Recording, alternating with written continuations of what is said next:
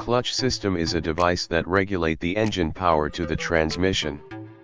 This device will constantly cut and connecting the power to the transmission. But how that work? Today I will show you the animation that explain how manual clutch work. Manual clutch works using the clamp principle. You can see this animation. There are 3 plates. The red plate is connected to the input shaft, while the blue plate is connected to the output shaft. If the red plates clamp the blue plate, the power from the input is passed to the output. But if the plates are stretched apart, the input power is cut off. That is the basic principle of manual clutch. Now let's learn in more detail. This is the anatomy of the manual clutch on car. The clutch has 3 main parts. First, the flywheel.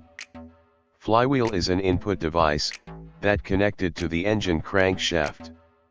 It functions as a drive plate. Second, the clutch disc. Clutch disc is an output plate that connected to the output shaft. It used to receive the engine power and transmitted to the transmission. And finally, there is pressure plate. This plate serves to clamp and stretch the clutch disc to the flywheel.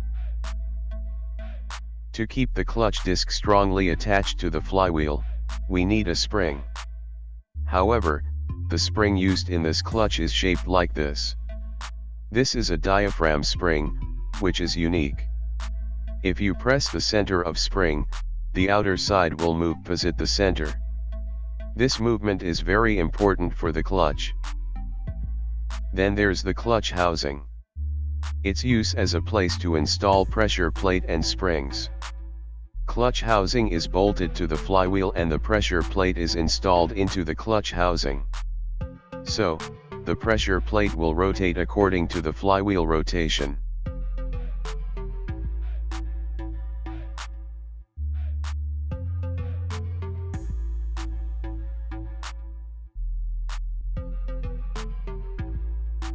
Finally, there is a clutch release mechanism.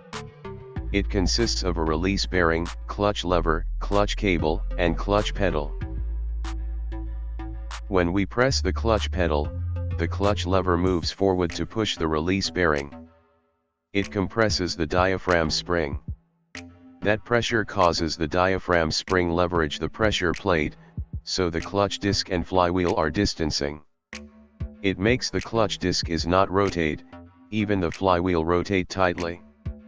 So the engine power is not transmitted. When we release the clutch pedal, the spring will returns to the starting position.